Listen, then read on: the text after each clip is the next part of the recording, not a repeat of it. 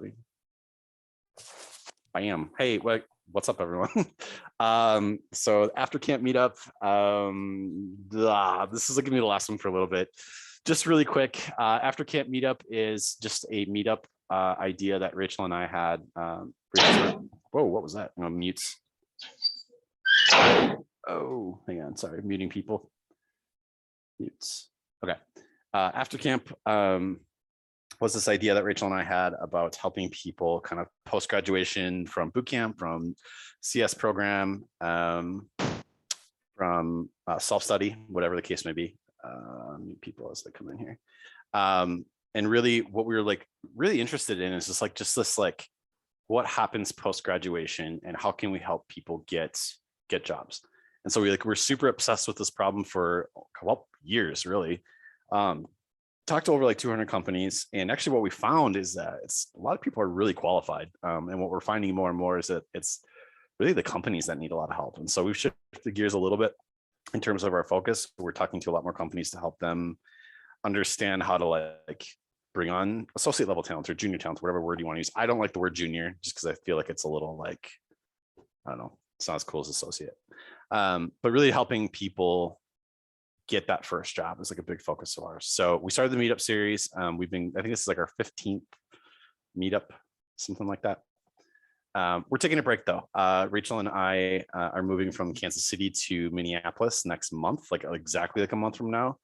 And we just need to get settled into our new life and figure all that stuff. I actually don't even know if I have internet on the other side. So I'm hoping I do because I got to work. Rachel's got to work, but so we're taking a brief hiatus just to move and get settled, and we will come back probably midsummer, early fall, pretty strong and crazy. So a couple other things that are happening in life.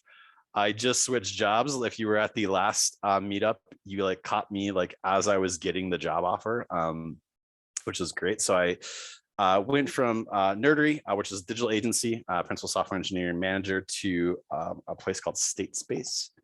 And they make a game called Aim Lab, and it's super badass. I'm super in love with it. I've been only on day 2, but super cool team. They're gonna let me go to town on building a dream team. They're gonna let me figure out how to hire associate level engineers, and so follow me on LinkedIn for all that stuff and all that jazz. But get to work with video games, get to work with data platforms. I can't say enough good things. I'm having a great time, and it's a great team. Super excited. Okay, so tonight we are talking about learning new programming languages is the focus. When is the right time to learn a programming language? And it's a really interesting question, because I think in my experience of doing this, and just kind of qualify myself just a hair if we haven't met, I've started 3 physical location boot camps over the past 7 years.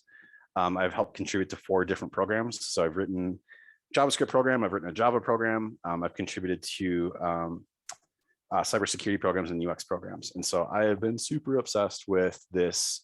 How do we take people from coffee shop barista, truck driver, stay-at-home mom or dad to this successful career in the software engineering industry? And I've had the opportunity to help over 1,000 people go from this point A to point B. And one of the things that I think is interesting is the patterns I see in the data of what people decide to do. And so post-graduation, in this true after-camp sense, the sense of you've got a language down and maybe you have your first job, maybe you don't. But there's this question about what do I do next, especially post-graduation. So before the recording started, we were talking a little bit about the 3 things you need to be successful in growing in a learning plan. And I've talked about these things before, but just to recap, it's structure, which is curriculum. It is accountability, what's going to make you engage in that structure, and then community. And the power of community is really about helping you understand what you should learn, maybe expediting you through some questions, learning from that senior developer of I would finish lectures, for example, at a boot camp and be okay, we covered REST in 2 hours, REST APIs. And if you get it in 2 hours, congratulations, you learned something that took me 2 years to understand. So the power of community is really having that person who can help you navigate through all the information, pull out what's important, be like, focus on this thread, because there's a lot of information out there. So really what tonight is about is kind of me saying, hey, I've noticed this pattern in folks post-graduation. Maybe they get a job, maybe they don't. And there's this question of what language should I learn? It's a really interesting question. I'm gonna like do the TLDR, which is too long, don't read. Like the whole setup for this conversation is don't do it. Don't go learn a new language. I'll talk about why that is tonight. I'll talk about if you're gonna do it, what's a good way to go about it. But let's start off by talking to you, like, why is it a bad idea? And then I'm gonna tell you how to do it. And I'm gonna tell you, like, we're gonna roll out some information. So the first thing I'll say is that getting mastery of a language is not really the point. The point is not the language itself. It's the underlying concepts that power like what it means to make applications. So for example, when you think backend, you think like one of the first things they teach you in bootcamp is they'll teach you about REST APIs. Like the point, like building a server, making a get, post, put, delete route, maybe hooking up to a database. And so you learn that, and yeah, EV, and I got Deathwing up there. You learn that stuff, and you get this false sense of security that like, okay, I got backend, like I know how to do an REST API, and like I'm good to go. But the reality is that there's so much more to learn with backend that the bootcamp might have not pointed to, right? Or like you learn how to do a little bit of React on the front end, and you're like, oh no, I'm good now, I'm gonna go learn Angular. When reality is there's still plenty of front end concepts you should tackle. So the reason I say go deep into like a language is because what you want to do is like you've already built proficiency in that one language. So what you want to be doing is you want to be basically managing what it is that you're actually learning. Here's the point. So whenever you learn a new language, you learn three things. First thing is you learn the syntax. The second thing is you learn the environment. And those two things really like are kind of like these big things that like are kind of like big things to tackle once again. Like, so if I were to say like, hey, go write Go, you would have to learn where do I write Go, and how do I get hello world onto the screen? And so you have to like learn kind of like the environment setup, like what things do you need to install to compile Go, and then you need to like also learn like the syntax of Go. By the way, the third thing you learn is the most important piece, and that's like the logic. Like, how do I assemble a program logically based off the syntax and based off the environment? So here's the deal, right? So if you think about it in terms of environment, syntax, and logic, and when you go to learn a new language, you have to go through those first two to get to the third piece. And the third piece is actually where all the employers, like, that's the part we care about. Oddly, hiring right now, like we use Node on the back end and we use React on the front end. But like, honestly, if I found a really, really good like Python developer, like I'm not going to worry that they didn't write Node, because they're going to know like logically like, how to assemble applications. So that's kind of the setup, is like really just understanding that like it's not so much languages that you want to learn, it's more of like logical concepts. So I got some resources I can point to tonight, but I do want to take a little bit of a pass through, be like, okay, we need to learn a new language. Let's say that maybe like you're like, oh shoot, like I have a new job and like they're going to use this language that I don't know, and they're going to expect me to learn it. So I'm going to point out a couple things that are important, and then just some friendly reminders. And then we're going to go to the flip side of like, okay, if I'm not going to learn a new language, we're going to talk about basically how do I go deeper into the one that I know. So like a jerk, I didn't set up my other computer. So give me 1 second here. Let me get this going. But any questions, I guess, before we kick things off on the screen share? You can type or unmute.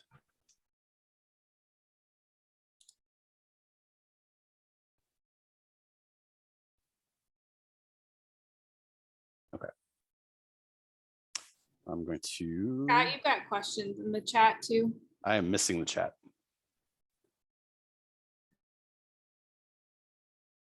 Yeah, you can totally get it. So the question that Rolanda asked is it realistic to focus on just a front end job? Absolutely. No, yeah, paid in for sure. Front end. He was at my last place with me.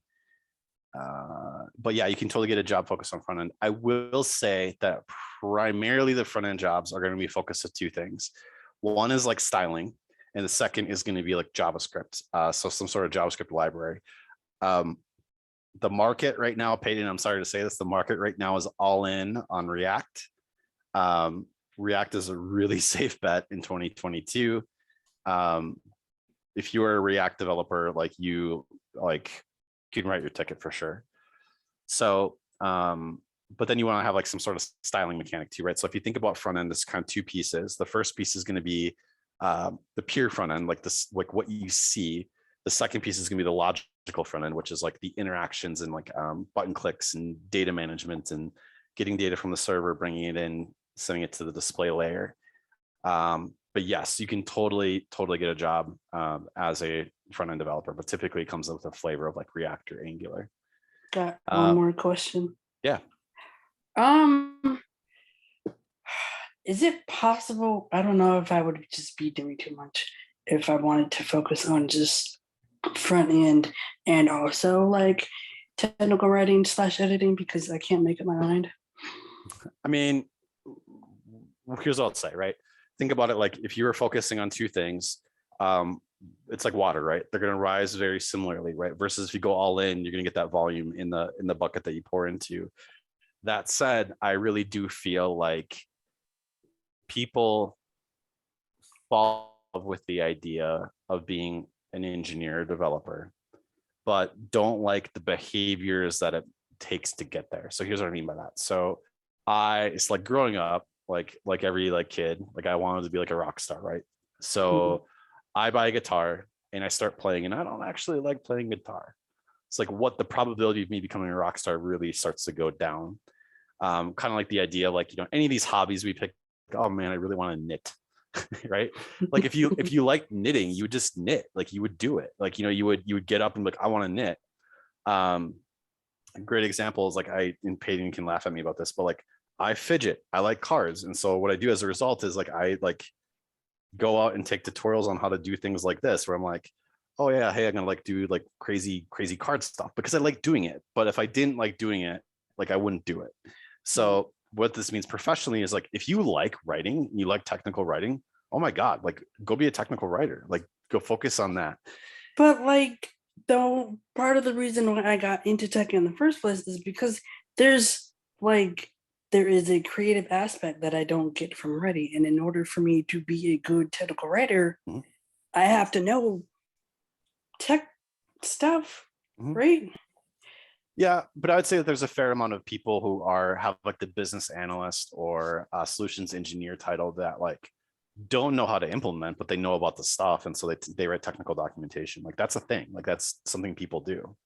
But like I said, at the end of the day, if you like the end result, like you like going through and creating user interfaces, to be clear, back to our conversation earlier, doesn't need to be all the time. Like, but for the most, generally speaking, you get energy out of it, especially when you're like succeeding at it. Like, then yeah, like you can do both. It's okay, but just understand that kind of that water analogy of like, if you're focused on two things, it's going to take longer for the water to rise. But if you focus on one thing, it's going to take, you know. But then I also say too, you can go in waves. I think the biggest problem is that humans time box this stuff, right? They'll say, I want to be a developer by X day.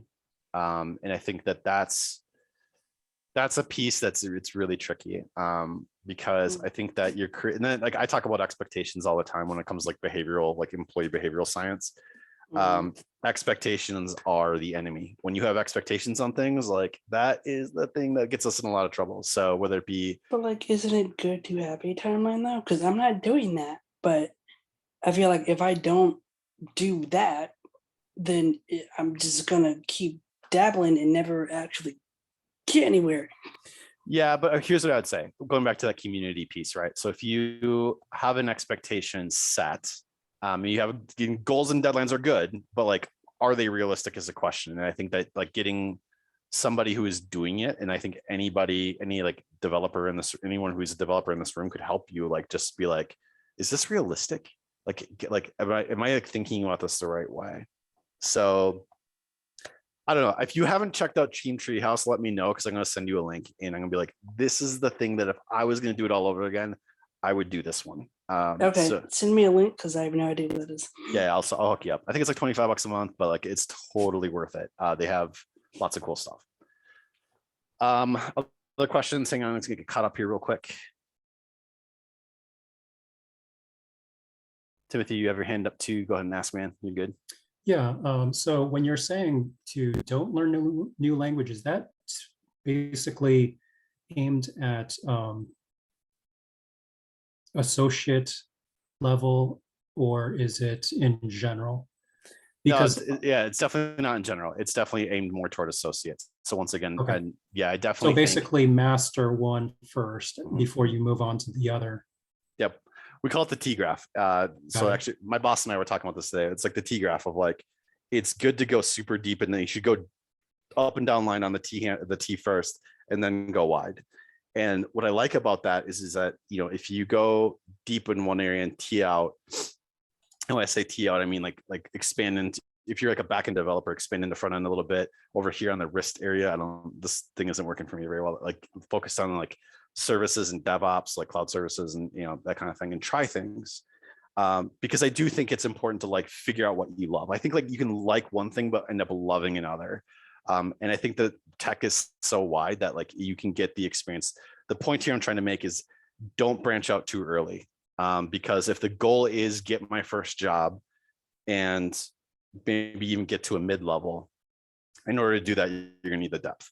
You're gonna need to understand the problem sets that you need to solve.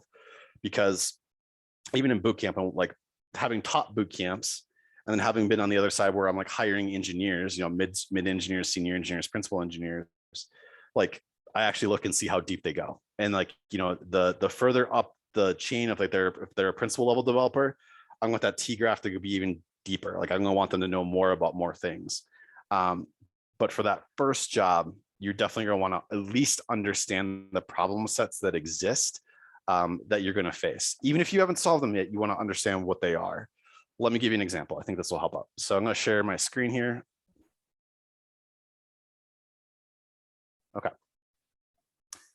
So this is one of my favorite repos on the planet. And basically what this is it's an ASP.NET core developer roadmap. And this isn't about ASP.NET. It's not about .NET at all. But what I love about this repo is that the author basically lays out in detail, like what a learning path for a .NET developer is. And so if you think about this, like the thing that like you typically learn when you learn backend is like REST and hooking up a database is the two most important things. But what this author did is created a kind of this graphic that walks through and says, here are the concepts that you want to understand. And so this is, once again, if you go back to like this thing I was talking about earlier with learning a new language, you got syntax and environment. Those are like where you write the code and like how like physically where you write it, and then like how to actually structure the syntax. Then you start to attack the logical pieces of what you can actually do in development. And so here for .NET specifically, here's a good generalization of backend concepts that you want to understand, right?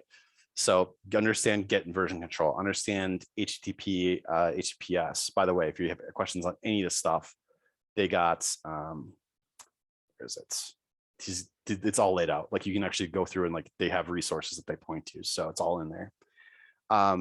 Then like the language itself, then SQL and solid principles and like how that factors into like language. And so this is kind of those logical pieces that we look for when we're hiring and saying like, how much of this do you know? And once again, dependency injection, for example, has nothing to do with like actual syntax of a language, but they are concepts. Same with solid. And by the way, we have a solid recording from a workshop we did earlier. But like solid is agnostic from all programming languages altogether. Like, but it's just this like set of concepts and ideas that a lot of languages employ. So the goal is really taking a step back and be like, make your point here, Scott, is that it's not about the language itself that's important that you're learning. It's about what problems does the language actually solve and how many of those problems have you solved with that language?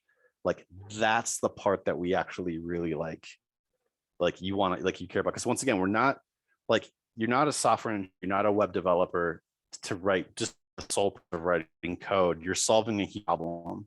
In order to solve that human problem, you need to understand a series of concepts that contribute to the solution of that problem. So like you got to go through kind of like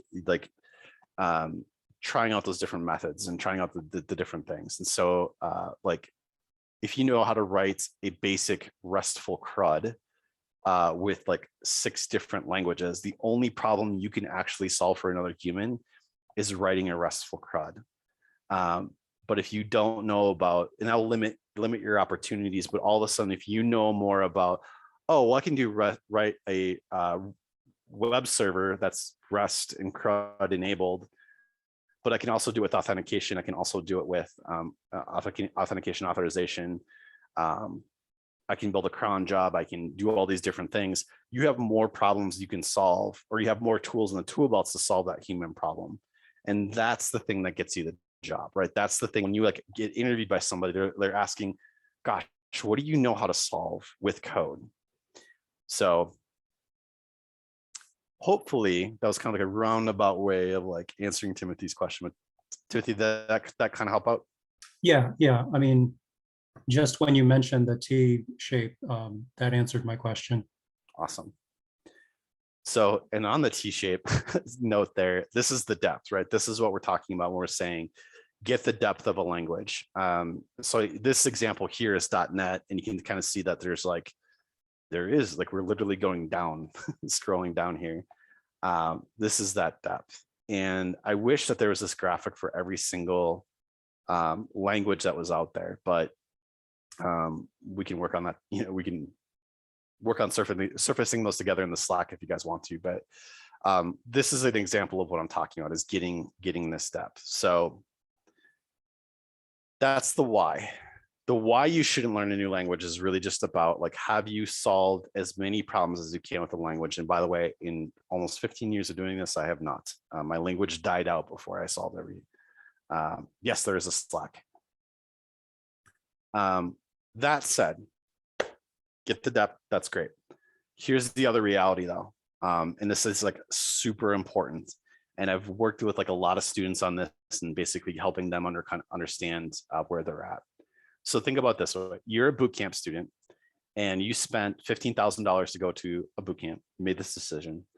You are 3/4 of the way through and you're miserable. Maybe it comes in the form of like, you're just like not getting the same energy from the other students are getting. You're like, can't really figure out why, you're like having a hard time figuring things out. There's this question that I ask students at that point. And I never want to I never want them to answer because it's not comfortable to answer it in front of me, but like, it's a really important question. And that is, do you like programming? And there's a lot of buzz right now. There's a lot of like buzzer on the opportunity and the need for programmers to be in the market. There is just like this huge push, like everybody needs a developer right now. Nobody has enough developers on their team. It is really, really hard to like hire developers.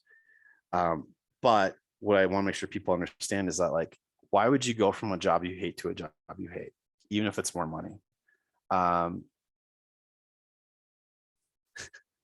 Are you making fun of my gray hair, Peyton? Is that what's going on right now? No, just the stress. Oh yeah. Do you like programming? Do you like gray hairs? Yeah, for sure. And that's like a super important question because like there are so many like studies and stuff like that where people who are in their like 50s and 60s will be like, well, what do you wish you could do professionally? Like, well, I wish I could take a step back from money and have more time, or I wish I could have gone and done this other thing that I like more. So like whether or not you like programming becomes this really like important question. And it's a hard question to answer at that point in the bootcamp program because you have made literal financial investment, but you've also made a significant time investment too, right? You have a lot invested into this. And so ego always comes across like, of course, Scott, of course I like it. And then they come back to me like 2 weeks later, they're like, I don't think I like it. I'm like, I know you don't. Now that's not the same as me saying like, if you're doing bad at programming, you don't like it. By the way, like there are people who really understand programming. It just clicks for them. I am not one of those people. It took me, I had to fight for every inch of understanding of programming. And like, just like, you could explain it to me 30 times and I'd be like, I'm still lost. But on like the 31st time, I'd get it. But the thing is, I like it. I like programming. So I wanted to stick with it. It was easy for me to kind of deal with all, it wasn't easy, but like it was worth it to me because I like had this idea and I know that programming could do that. Like I love the behavior of it. Peyton, you got your hand up, buddy. Yeah, so just to elaborate, like one of the best questions that I got from Nerdery, actually recently, just as like one of their onboarding things, like completely unrelated to the job itself, was, if you could do anything and money wasn't an issue, anything, what would you be doing right now for as an occupation? And this is the first time I was ever asked this questioning. And personally for me, I've had a lot of jobs in the past. I've landed in, I've been, working in the front end development for the last 6 years now. But prior to this, I was a truck driver for 7 years. And I was a waiter at one point. I was a cook at one point. I did lawn care, agricultural work. I've done a lot of stuff. And when this question was asked to me, I ultimately was like, yeah, I want to program. It's like, at the end of the day, work is work for me. This is my mentality on it. And is the satisfaction I get, at least from the front end, and I'm not sure if backend developers, if there's any backend developers here that could speak to this. The UI, when you create it, you've made something. It's like art. I mean, there's a lot of art form into this. So I get a lot of satisfaction out of just making stuff. You see it come to life and I get paid to do it. It's awesome. So I hope that other people, when you ask them that question, that's the passion that they bring, because I accidentally landed in this career and I'm like, it works for me. But yeah, just like going back to the thing is like, if money wasn't an option, what would you want to be doing? Yeah. And by the way, that answer can change over time too. I think that that's another Yeah. thing that people get really forget, like when I was 8, I wanted to be an astronaut. I'm like, I don't really want to go to space anymore.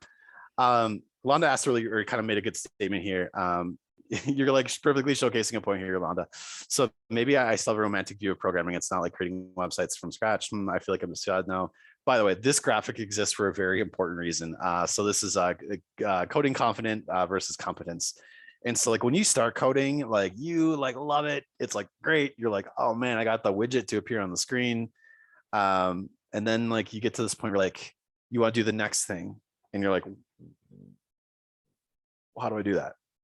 And then you dip down and you start to question yourself. You start to say things like, I'm stupid. I'm not capable. I am, all these words that we use against ourselves start to come up here.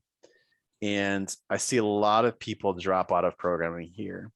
And they love it, but they give up because they get this impression, this LinkedIn view thing of like, oh, everybody gets it but me. So like, maybe this isn't for me. And so they bail. They bail way too early. And it takes a minute. This is like really complex stuff. Like programming is not easy. And I say that like, I can say this now. I mean, like leading projects for Google, leading projects for Verizon, leading projects for Target and Best Buy and all these different companies.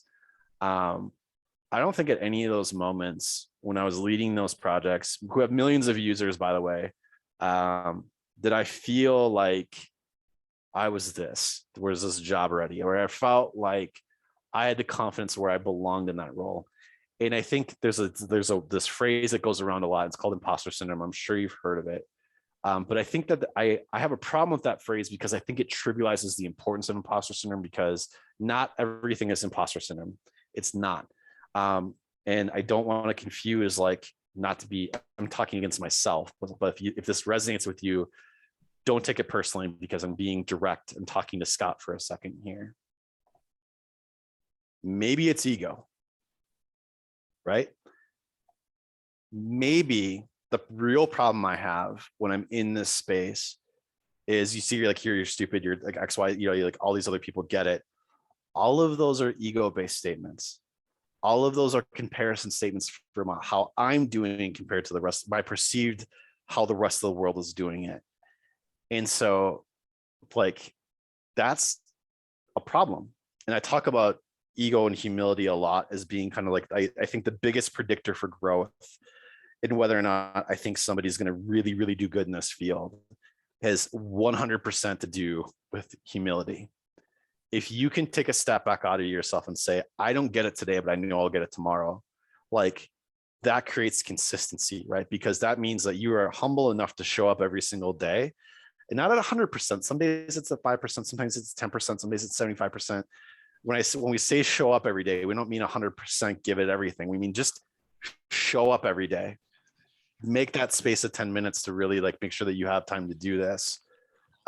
That's the important piece. That's the piece that actually creates like consistency, and you're able to like keep moving forward, because you don't get through this valley magically. It just doesn't happen. Like you just need to like keep going. And I think this is where I go back to things like community structure and like curriculum and all that stuff can really help out.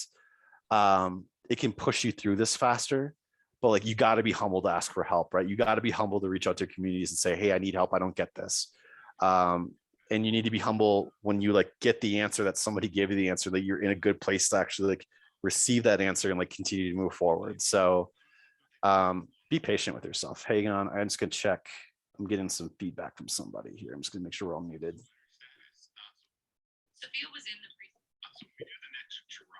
Make sure you are on mute. I will try to mute you though. So I'm just gonna find you. I'm listening to your phone call. Hang on. Got you. Okay. So yeah, this is an important graphic because it keeps you moving forward. And humility is the thing that does that. Like I can tell you, looking at this graph of like this T graph of all these things, like there's stuff in here that just took me like years to learn. And the problem is that we make this assumption that when you look at this graph, like the thing that we do, this is what our brain does, it's such a bastard, is that it says, I have to learn all this stuff to have value. So you place all of your value on saying, if I don't know all of these things, like I'm not worth anything. And like, that's just not the case. And so like people will tell you no, right? People like you're like applying for a job and people will tell you no. But what they're saying is, I don't think you're deep enough to solve the problems that like you haven't convinced me that you're deep enough on this graph. I'm just using this as an example to solve the problems that I have. And that's not the same as like you're not worth anything. It just isn't, because I have seen companies like turn down really, really qualified candidates, and they go on to like go work at like fucking Meta or Stripe or Amazon or any of these other FANG companies. You know, honestly, like being completely frank here, as I was like, was sort of actively job searching. I was kind of passively job searching, but as I was talking to companies, like I was getting knocked out of the running of a couple of these things. And I like ended up at State Space, which is amazing. But I also had some really other like crazy, like if I said it out loud, you'd be like, really? But like, yeah, there are other companies that were considering me that were like really good. So like, the point here that I want to make, like just the encapsulation, is that you need to find value in yourself. You cannot define your value through other people's eyes. And that is such a hard concept to like really, really get home, because it's hard when it's tethered to money. It's tethered to like, you know, this drive that you have and like wanting to find like this self-actualization. I get it. But all of that stuff makes it so much harder to get through this. When you're worried about like what your friends think about you being a developer, and like they're kind of like, yeah, okay, you're a developer, like that stuff is distracting, and like it just doesn't matter. Humility gets you through this a lot faster. Sorry, I didn't mean to like go on this huge rant, but like that's an important one to me. Okay.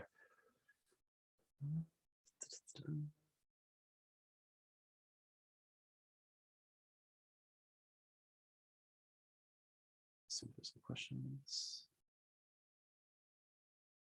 Yeah, hardest part for me is getting comfortable solving problems and not knowing the answers, to dig and search for the answers on your own. Yeah, I would say this is another kind of great point too, is that like when you start developing and you know that you have to solve these problems with code,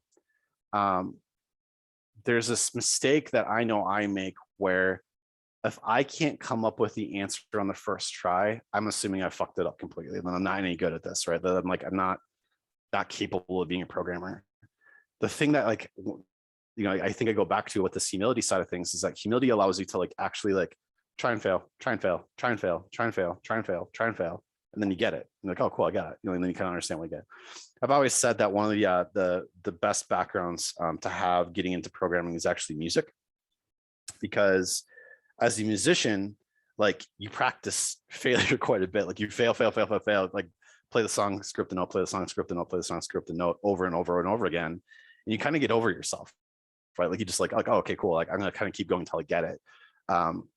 Not saying that all musicians are humble people. That's not what I'm saying at all. But like they have that practice mechanic that allows them to fail over and over again and not think much about it.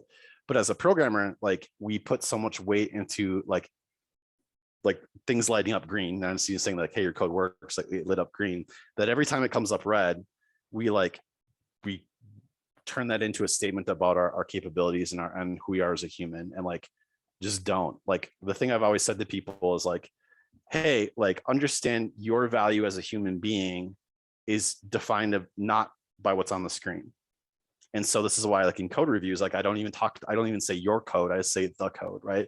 And then that's really an important piece, because on my teams that I work with, the developers I work with, I'm like, no, like you and I are in this together. Like I get that if you had unlimited resources, unlimited time, unlimited everything, you would get the answer. That's not the issue. Like you're a smart person. I believe that you'd come up with the answer. And so there's all these different kinds of constraints that come around the code that we write. And so the goal of good teams is we all write code together. You take the first pass at it, but like I will help you refine it and I will help you shape it, right? Because the best things that humans make are built in teams, not individuals. And so like all the projects I've ever written professionally have been primarily with teams. And like, this is so crazy. That's so like funny. So we built this application for Target 2 years in a row. This is my most successful app. You guys can laugh at me, but it was on the back of every single Target gift card was this QR code before QR codes were cool. You'd scan it and you get to go play Santa Sleigh Ride. And so for 2 years, we made Santa Sleigh Ride for Target.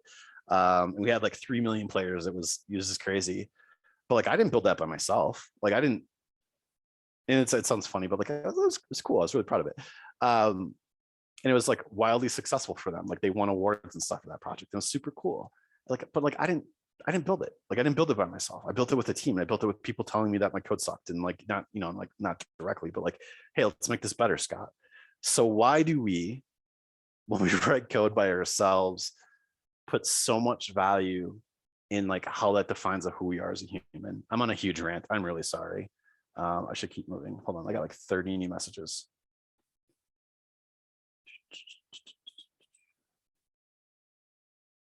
Being wrong is a huge part of growth. Thank you, Peyton. That is so true.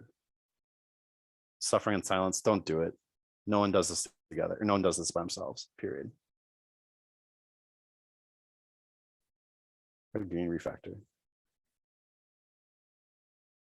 Yes. How do you not hold yourself to an impossible standard? How do you stop being so hard on yourself? That's a great question. I'm going to go back to the word I used earlier. This is a word that's like pretty prominent in our household that we use to like work through any work situation or any like kind of situation we think about. But like there's this word, it's expectation. And life is just a lot better when you remove expectation. Expectations on each other, expectations on we're building a house right now in our builder. I have expectations of my builder and they are not meeting it. And I'm miserable because they're not meeting my expectations, which by the way, is just like, should be like standard expectations for anybody building a house, but I digress.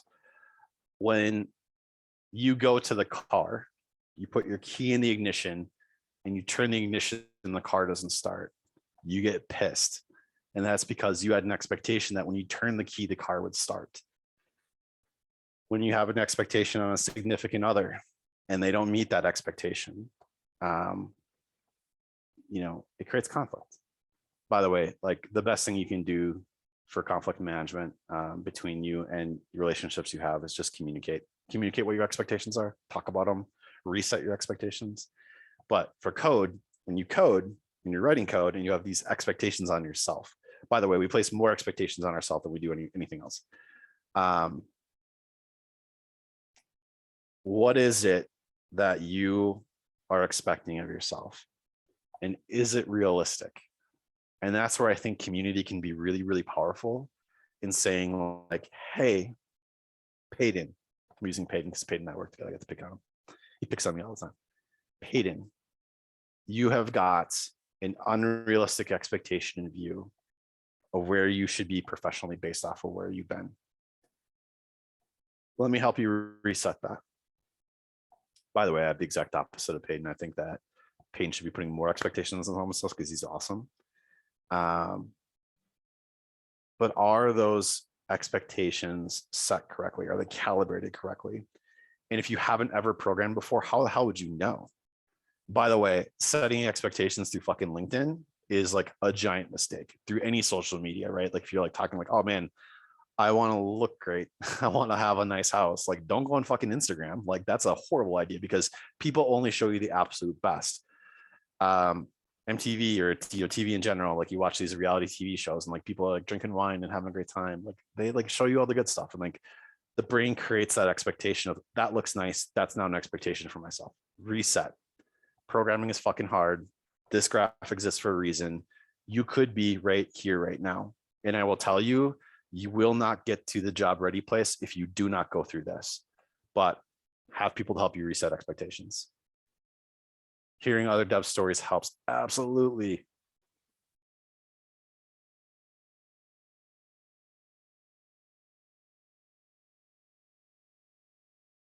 Yeah, social media is a C. Miranda, you're my new favorite person at Aftercamp. Absolutely. Yep. So I don't know. Staying on social media is really good. You know, I think that one thing you can do with social media too is really fine tune your timeline to be things that support you. I hate Facebook now, but basically Rachel and I have figured it out where like all Facebook is to me right now is like basically just like I follow like animal sanctuaries, memes, and like fat birds. So it's my board is chunky is a great page to follow. Fat birds. Yep. Community is super important. So going back to the topic at hand, what should you learn? You should learn the kinds of like tools you have to solve problems. That's what these are, is like understanding solid principles. And by the way, you could like just say like solid principles in JavaScript. And here you go. Like all of these things are things you can look up. Let me go ahead and just dump this link into chat here quick. We'll post it in the Slack later too. So go through and like start to get that depth. And you can hit me up on LinkedIn. I'm more than happy to throw out a message. Ask anyone, like it might be a hot minute before I respond. The Slack is another good one. Use the Slack too. The Aftercamp Slack, we're not super active, but like people definitely watch it and will answer questions. So like even if you don't see anything going on, still ask a question. Somebody will get to you. And sometimes it's just like knowing what's next and like just go tackle what's next, come back, tell us how it went, go to the next thing. I do want to take a swing through just some learning concepts here real quick.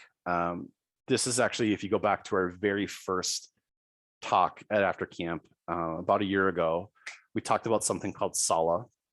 SALA is a learning paradigm. It's made up. You can't look at it or look it up. It's something, it's a Scott special, but four things you need to do to grow. One is be self-aware.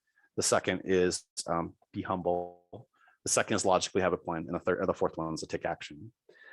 In that talk, I start to break down kind of some like the neuroscience level stuff of like learning and like relating that back to development. One of the things I want to take a swing through here real quick is the learning pyramid.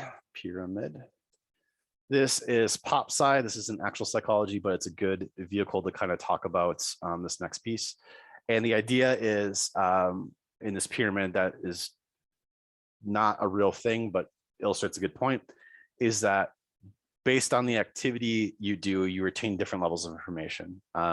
Most human beings will say, well, if I do it, I'll learn it better.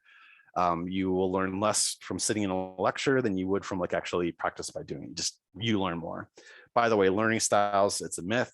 Psychology Today did a good article on this. For the most part, humans learn generally this way, although it doesn't go into perfect percentages. So there's this really interesting line that you can draw right about here between this demonstration and discussion group. And that is you go from passive learning to active learning.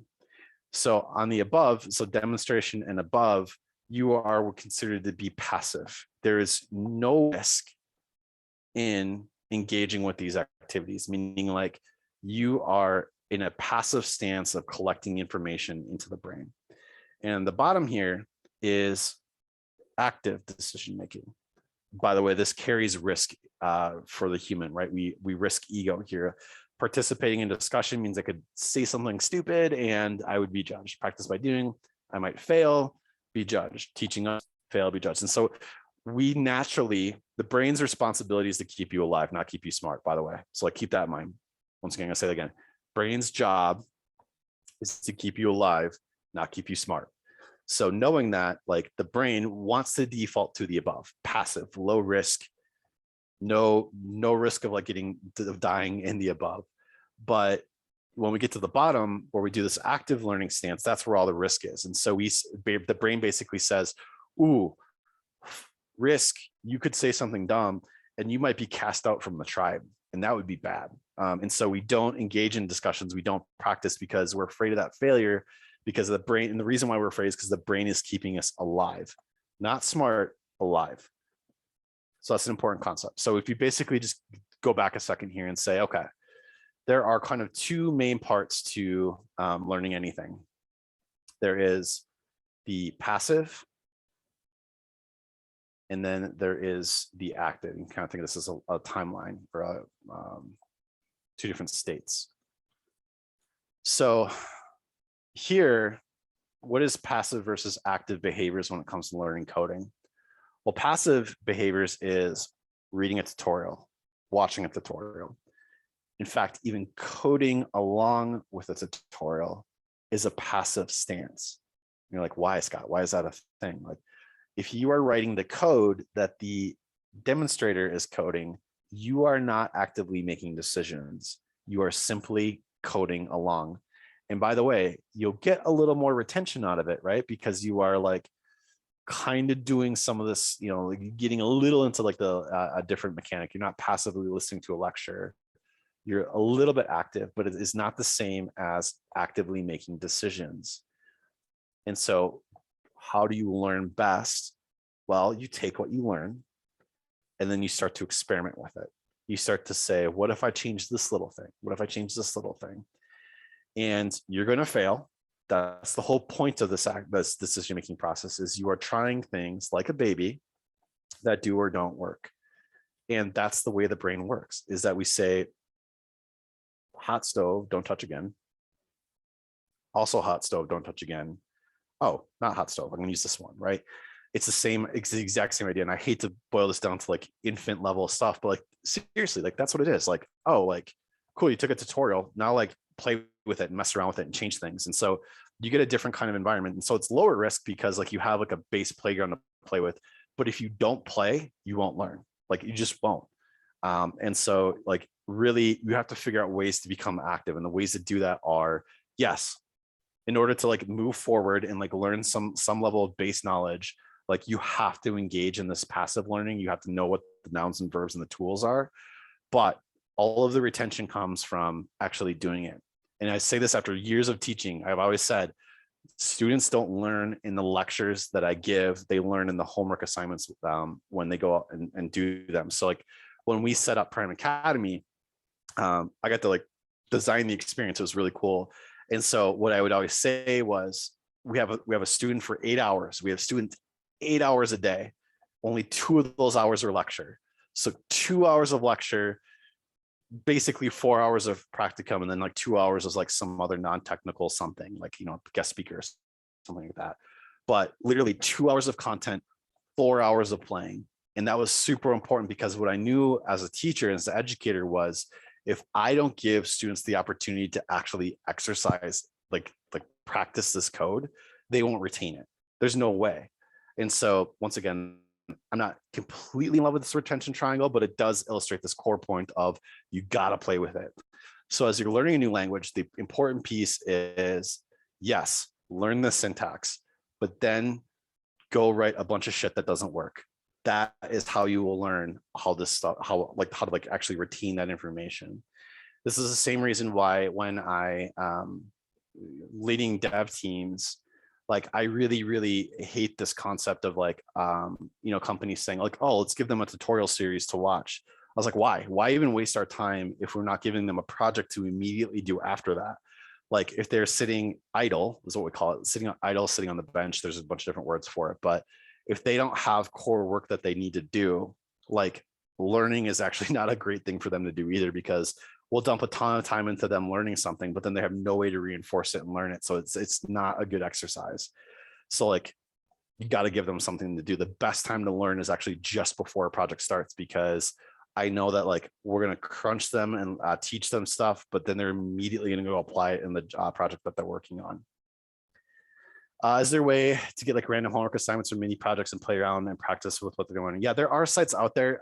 There are definitely, gosh, I should find some and put some, maybe I can dump some in the Slack, the Aftercamp Slack tonight. But yeah, I think this is where it gets into, I think the best kinds of reinforcement are, once again, going back to what's the crux of the problem? Like, what are we actually trying to solve? Not learn a new language. You're not learning a new language for the sake of learning a new language. You're learning a new language because you believe that'll help you get a job. You're gonna like need a job because you need money and all those things. But like in order to get a job, you got to be able to solve problems for a company. In order for you to solve problems for a company, you got to be able to solve problems for other humans. So let's connect the dots here. Why are you learning how to code or a new language while you're learning how to solve human problems? We have a billion human problems in front of us. I don't even care if they've been solved before. Like there are a number of different technology consider like things we rely on technology for that you can like code yourself. Go code a clock, go code a timer, go code a financing app, go code any technology like that you interact with right now. You could probably come up with some rudimentary solution for, or as you get deeper in that T, you can get it fancier, right? Like if you know front end, you can build like a clock or like a timer. And then like, as you learn more about like server and backend, you can like save specific times into a database and like recall them and show them back on the front end. And every single thing that we build, we can actually iterate on top of too. This is another kind of big frustration I have with learners, is that I get it too, because like it's this ego thing, right? Like I'm gonna build this social network crazy big thing, and I'm like, oh my god, build small, because you'll never finish the big thing. You like, no application ever created is actually done ever. Like there's not one application that like Facebook didn't make Facebook and be like, we're good, we're not building anymore, right? Like Twitter is not done building Twitter. So why do you think you're going to finish this big ass app that you have? Start small. Start with something really small and then build on top of it and iterate on top of it. And I think the reason why a lot of people like want this big crazy app is because it's somehow proof of something, right? Once again, going back to that ego. Build small things that you can increment on top of. Focus in on that. Because that's the active decision making. Active decision making is actually how you get all of the retention. And it doesn't matter if you solve this small problem, but you can, or like this big of a problem, but don't try to solve like this massive problem. Like step up, step up, step up, step up, step up. Yeah, Roland, Roland. I have oh god, dyslexia. What would you say about playing around with someone else's small projects and changing them? Gosh, do it. Yeah, like don't reinvent the wheel. Like that's active decision making, right? Like if you're going to post it, have permission to like use their code. There's lots of open source projects out there that have license files. You don't even need to ask them, you can just do it. But yes, because that's the same as like taking tutorial code and changing the tutorial code a little bit, right? Like, yeah, same idea. Love it. That's exactly what you should be doing. Random poetry generator, absolutely. CSS is more of like display code. Like I know people have done some pretty fancy things in some CSS, but like primarily the world is going to like be solving problems with JavaScript for sure. Yep, Free Code Campus. Yeah, so like there's like Free Code Campus is a great site for learning. They got lots of little toy projects. That's great. Yep. yeah, creating input fields and like doing stuff with that data is perfect. Timothy, you rock, man. Thank you for pointing. Oh, perfect. I love this. Oh, son of a gun. All right. Yes, great stuff coming in here. So avoid the passive. Like you need passive to like build that base set, but then go to the active. The other thing too is if you like are like, if all of this stuff really resonated, you're like, fuck yeah, I have an ego. That's what you're saying to yourself tonight, or you're like, you know, any of this stuff resonated with you. The very first talk on our YouTube page definitely is like a whole hour of this. So you can check that out too. Let me go to, my kid watches my, if you're like, why is he watching stuff on Pokemon? That's my kid using my account. Okay. Our YouTube page, this talk right here, learning well with the Sala framework, you'd probably love it if you enjoyed tonight. But yeah, I mean, I love Pokemon, don't get me wrong, Peyton, but he's like watching like Minecraft, like stories, like he's kids, man. Yeah, go community. Cool. Gosh, that hour went by fast. So many more things to talk about. I don't know, like let's just wrap up with like, seriously, you're awesome. Don't get caught up with all this other shit going on LinkedIn. I have watched way too many people win to think you're going to lose. I mean, honestly, I think it's the reason why it's frustrating. It's no, like, it's not frustrating because it's like something like there's like something mechanically wrong with you. It's frustrating because you have an expectation of where you want to be. And I get it. Like, look, like it is easy for me to be 15 years in my career and say this stuff. But Rachel knows when we, not 15, it's about 15, 12 years. Like Rachel knows at the very beginning this thing looked like. And I will tell you, I didn't have boot camps. I didn't have, I didn't really like, I had books and I had a couple like online learning sites. And what I actually had was a baby on the way. And I was getting laid off. And so what I did have was an incredible amount of probably depression, stress, because baby was on the way. I had like a 6-month layoff plan where I was getting laid off on his due date. And like, I didn't have anyone to like cheerlead me through any of this stuff. And it was probably like the hardest point in my life. And that's why I feel so feel so much conviction around this. Like, you are going to be okay. It doesn't feel like it right now, but like, you are going to be okay. That's why I care so much about this community is like, it's going to be okay. And if you need help, like I said, be patient with my responses. I got a lot of stuff with a lot of craziness going on right now, but ask the Aftercamp Slack. Feel free to hit me up on LinkedIn. You're awesome. Love you all. And I hope to see you guys again pretty soon, next couple months. Thanks for coming tonight, everyone. I'll stick around for a couple more minutes for questions. Hey, Scott, what was the name of that? It's called, Learning Pyramid. And like what it actually is like the learning retention. Okay. What I don't like about it is like, Based off that. What's that? Oh, I was gonna say it's the thing I just posted. That's the guy who created the concept. Yep. You just Google that and it'll pop up a bunch of charts. It's pop sci. It's not like a proven thing, but like obviously at some level we understand like different activities gives us different retention. What I don't like about it is like, oh yeah, just like go learn something by just teaching and you'll get 90% retention. Like you have to like progress through this in some way. Right.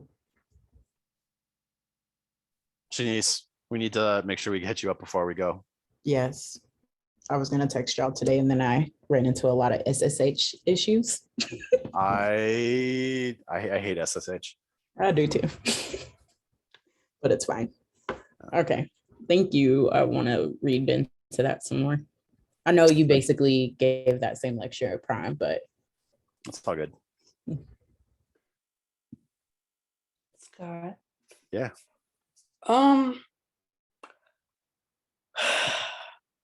How do you, there's so much and I want to know everything and I can't know everything. I know I can't know everything, and yet I still think that in order to be successful that I need to know like everything. Yeah. I think the trick there is like, it's dissecting that question, right? We have to go beyond just that root problem and say, okay, like you want to know everything why, right? And I don't want you to actually answer that question because like we don't need to get super personal, but like a lot of people, the way they answer that question is because I believe if I know everything, I will have value enough to get a job. Is usually some variant of that answer. Once I know everything, I will have stability and security. Once I know everything, we do this to ourselves, right? Once this thing happens, everything will be okay. We do this like we just do it like crazy. The problem is that it's a horizon, and the one thing about horizons is that the closer you get to the horizon, the further out it goes. And so we basically redefine that horizon as we move closer to it. So you are chasing something you will never attain. Not only because like there's just way too much knowledge, but because you're gonna change it. Like you are gonna change. You're gonna change what that means. Like, right? Because like as soon as you learn everything there is to know about Flask, Python Flask, then it's like, well, in order for me to know everything, I also need to know everything about Django. I need to know everything about Postgres. I need to know everything about DevOps. I need to know everything about like everything there is to know about like computer science. And then you're like, once you get all the CS stuff done, you're like, how do the ones and zeros get into the computer? So then you go into the electrical sciences. You're like, this whole thing ends with, why is there electricity? You're like, it gets crazy. And so like, understand, I think, that your value that you have as a human, being is not going to be, it cannot be defined by the horizon line because you're never going to get there. I think it's also just because school and being a creative writing major, they drilled into our heads this, you have to analyze everything. And so now that I'm coming out of that and I'm working and trying to learn HTML and CSS, I'm not even touching JavaScript right now. Just, I gotta get out of that. I think, I don't know. It seems to be doing more harm than good right now. Scott, if you don't mind me chiming in here right here. Yeah, do it. Yeah. So, when I was first getting it out, and definitely with my career so far, that never changes. Like the concept of always wanting the next step. What Scott was diving into, like the whole thing of going further down into your progression of where your career path is in the front end world. There's so much like you're starting off with HTML and CSS. When you bring in JavaScript, that's the next layer. And even now I'll look at code that I wrote 3 months ago and be like, what was past Payton thinking? This is atrocious. But right there, that thought process is I've grown because I'm able to identify that I've made improvements. Like you're always going to be learning in this path. That's one of the things that I love about this is it's never dull because you're going to be banging your head up against one problem or the next. And that's how you broaden your portfolio, is by solving those problems. Hey, I can add this problem solving to my tool belt. And it's just one step at a time. Like right now, it's a good place to start always with HTML and CSS, because jumping into like vanilla JavaScript from there, you have the concept of selectors from CSS. Native JavaScript, if you want to jump in and just select elements from the DOM directly. Most of the frameworks don't do this anymore, but it's good to understand because that's that shallow depths water. Before you start diving into a deep framework, understanding your root principles will take you a lot farther. And how Is vanilla JavaScript different from regular JavaScript? No, it's a term calling it. So that's just ice cream, okay. like vanilla ice cream. Like, yes. Okay. It's like OG, the original gangster JavaScript. That is the wild west. We coin stuff like that because you can get away with murder in JavaScript. But gotcha. So you're on the right path there. It's don't bite. And Scott was saying this earlier, is don't try and come up with like this fancy, huge project. It's like make something like one of the first projects I do in almost every language that if I want to pick up a new one, is I make like a high-low game. Like I'll take some user input field and just be like, enter in a user, like enter in a value, have the system logically tell me, hey, is the value that was already generated in the higher or lower than this, and then spit that back out and then do it again. I've been mentoring my nephew and teaching him how to do front end code, and this is one of the first things he took that and ran with it. He's like, oh, user inputs, let me go in, take this and convert Fahrenheit to Kelvin or Celsius. And he was doing this. And so there's like I ultimately strongly, if you want to get in front end at one point, dealing with input fields is huge. You were always going to be in web development primarily. You were always going to be working in one form or another. You have login forms, you have cache shops, like so many applications. It's such a useful skill to pick up, and understanding them thoroughly is very, very important. So Yeah, and I think it's like something we have as kids too, right? Like as kids, like we don't. I mean, depending on your childhood, I want to say this like cautiously because every childhood is different. But like generally speaking, kids like go play and try things, and they don't like have this concept of like, oh, I did bad and I should feel bad, right? Like they don't have that same kind of thing programmed into them. Where, I think as adults we kind of like, oh well, like I'm not good at this. Like clearly, like if I can't make money on it, then it's not worth my time to do it right now. And by the way, like you were talking about programming here, but like raise your hand if you've picked up a hobby that you weren't instantly good at, and like put it down because you weren't instantly good at it. Like well, there's plenty of games that were struggles real. What's that? What, Elden Ring? Huh? No. Yeah. Hey man. No, I happily die in that game over and over again. I love it. I'm bad at it, but I love playing it. Yeah, whatever. Shut up, man. Another thing that I always like to say too about that is if you have something on your face, you'd want someone to tell you got something on your face, right? You don't want to be going around with like mustard like in your beard or anything like that, and no one's telling you. That's the same way I look at my code. Is I'd rather someone tell me, because then I can learn about it. This is the whole thing going back to don't suffer in silence. Like don't be afraid to ask questions, because that's how you're going to learn. If you're sitting there suffering in silence, you're never going to learn, and then you're stuck in that rut. And what were you gonna say, Scott? I was saying, well, actually, it's something off topic. I was gonna ask Miranda how you check how many times you die, because I should probably do that. Oh yeah, that's a good point. How do you check that? It's a badge of honor. There's an achievement apparently, and I don't know. All right, fam. I need to go hang out with my kid.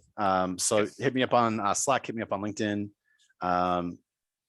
Yeah, love you all. Thanks for coming tonight. We'll announce the new series once we figure out what the hell's going on the other side of our move. Thanks, everyone. Thanks. Have a good night.